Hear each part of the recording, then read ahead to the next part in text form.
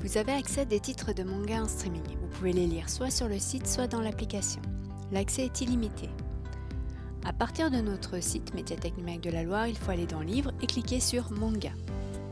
Vous avez ici plusieurs sélections qui vous sont proposées, donc l'actualité manga avec les nouveautés, et puis d'autres propositions en fonction des thématiques. Quand vous cliquez sur une vignette, vous arrivez sur une présentation du document et vous cliquez sur Accéder à Mangayo pour arriver directement sur le site de notre prestataire et pouvoir lire en ligne le document qui vous intéresse. Vous avez aussi la possibilité, quand vous êtes sur la médiathèque numérique de la Loire, d'aller dans Livres, Manga et de cliquer sur Accès direct à Mangayo. Là, vous allez arriver sur la page d'accueil de notre prestataire manga et vous allez avoir différentes propositions. Si vous cliquez sur Manga, vous allez avoir tous les mangas proposés sur le site et vous allez pouvoir choisir aussi par catégorie. Ici, vous voyez shoujo, seinen, shonen, manhwa, science-fiction, aventure, humour, drame, romance, en fonction de ce qui vous intéresse.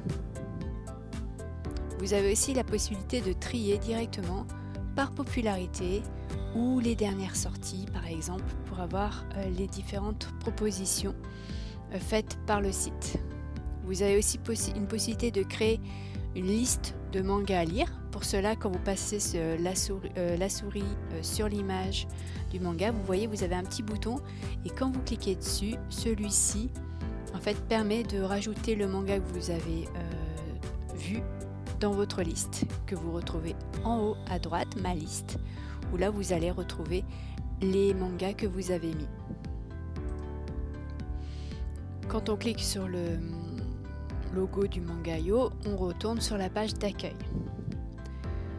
Quand on clique sur la page d'un manga, on a plusieurs informations. On va avoir un résumé, la possibilité de commencer la lecture, de l'ajouter à une liste. On va savoir aussi dans quelle catégorie il fait partie.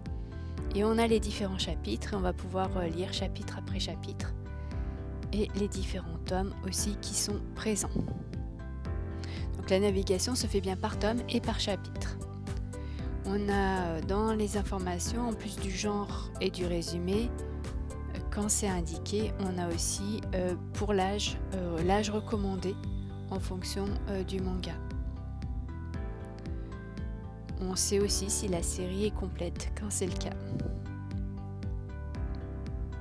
Quand on est dans un chapitre, donc quand on commence un chapitre, on a une présentation de la lecture de gauche à droite, mais on a aussi la possibilité de pouvoir définir comment on souhaite lire le manga. Donc pour cela, on peut choisir là le défilement des pages en fonction de ce qui nous intéresse. Donc par exemple en scrollant, donc si je clique dessus, en scrollant, en descendant avec la souris, je vais avoir mon manga qui s'affiche de cette façon-là. Donc si je retourne à la page d'accueil, je vais avoir ces différentes informations. Donc là, quand on descend sur cette page d'accueil, on retrouve ma liste, on retrouve les tendances du moment, on retrouve ses lectures en cours.